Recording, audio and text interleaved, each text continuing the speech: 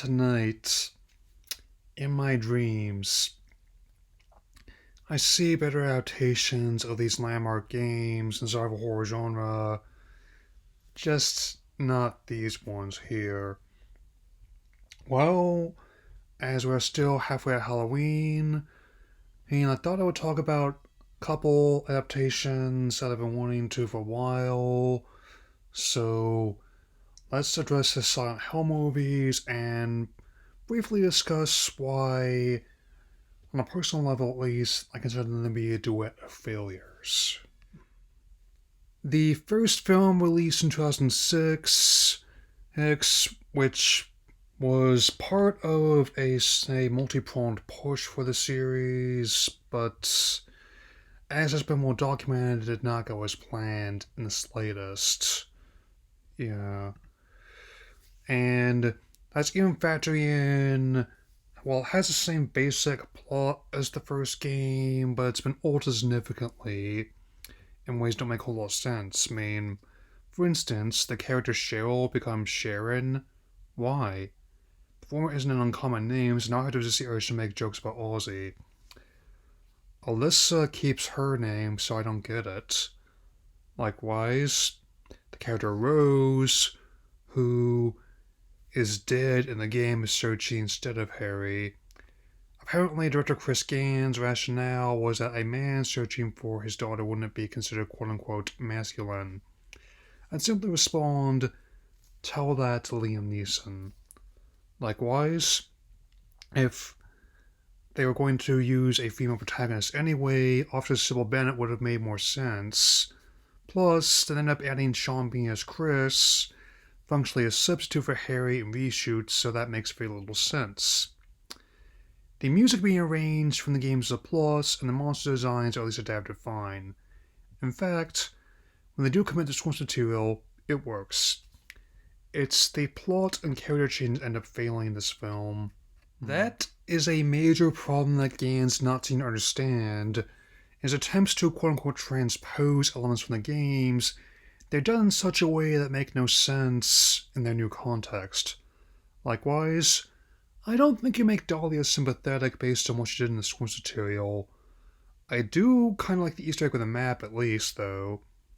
That said, I don't get why Bennett is antagonizing Rose, since Sybil and Harry were allies in the game.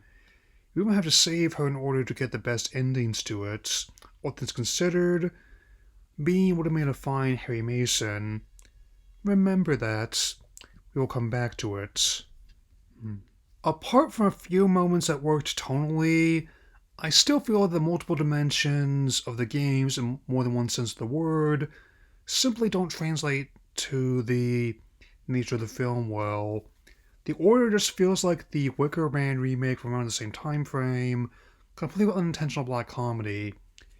You were to remove elements of the source material would be no different than your average chapter of Insidious. Still, it's made its money back worldwide, so there's that.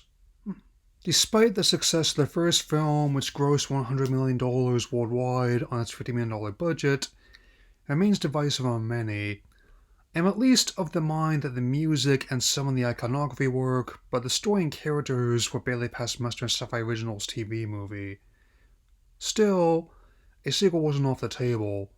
Yet, like many others before and since, the attempts to course correct instead made things much worse. So, let's move on to Silent Hill Revelation, not in 3D since I don't have access to that version. However, testimonials have said that was bad even by horror sequel standards. All I will say, Avatar, it was not. So, Revelation adapts the third game following Heather Mason. As someone who rather liked that game, this should have been a way to soft reset the films and more faithfully adapt the story. Instead, get retcons out the wazoo, with the Masons being aliases and witness protection since the events of the last movie. Likewise, the same basic problem for the first movie remains. The right ideas taken from the material, but the wrong ways of implementing them. The atmospheric slow burn horror from the games is replaced with more speedy judder than a Conjuring sequel spin-off, whatever you want to call it.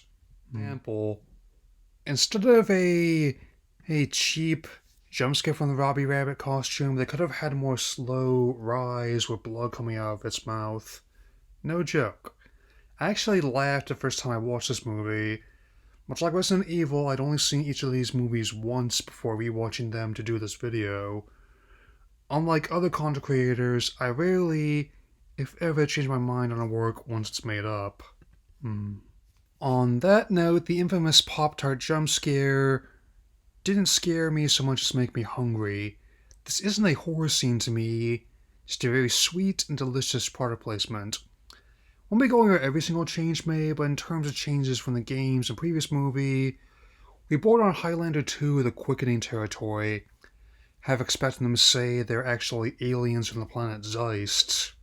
Even on their own merit, characters like Detective Douglas, Cartland, and members of the Order, I refuse to use a film's name for them, lack the context to work on their own merit.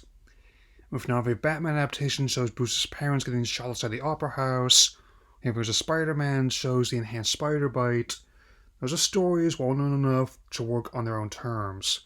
Here, however, the way these elements are presented made no sense. Case in point, the fight between Pyramid Head and Saw Blade Face. Not since the infamous Pachinko machine have I seen a more egregious defilement of this character and this world for a quick buck. It's at least less of a letdown than Nemesis from Resident Evil Apocalypse, personally. Apart from events retreaded from the first movie, the finale has Harry going to search for Rose, so I guess we can add that to the list of Sean Bean movie deaths. There are multiple sequel hooks after that, but 13 years later, it's safe to say they won't be resolved. Thanks, writer-director Michael J. Bassett. Thanks a bunch. Despite the best efforts of those involved, the film was a hilarious mess of 94 minutes. Even defenders of the first movie dislike this one. Despite a more modest budget of $20 million, the film made just over $55 million worldwide, just over half the first movie's worldwide box office take. In theory, the atmosphere and elevated horror aspects would have been simple to adapt to film. In practice, this has resulted in glorified fan films being passed as adaptations. That said, I didn't dislike them as much as Resident Evil movies. There's less of them at least. There was talk of adapting the second game as Return to Silent Hill, but as long as the same crew and production companies are involved, I am keeping my expectations low. In an age where The Last of Us and Fallout can make with prestige TV adaptations of video games, even Knuckles was quite fun. Few things make me happier than a Silent Hill adaptation that does the games justice. Maybe if they sold the rights to another studio and gave the material to another director could work, especially if they pulled from the elevated horror films that inspired the games. Same goes for the source material, much like its rivals, going back to basics. Overall, while they are maybe marginally better than the Resident Evil movies, there's less of them at least. It's not saying a whole lot. Whatever happens with future Silent Hill adaptations, it should be character-driven stories and atmospheric horror that make up the driving force, not toaster pastry jump scares and terrible special effects. I will be keeping an eye on the remake of the second game, but given the poor reception to Ascension and the short message, I'm keeping my expectations low just to be safe. That will be all for now. Now see you with my next Pokemon Journeys vlog, and we'll look at the Hyperstone Heist. Take care, everyone.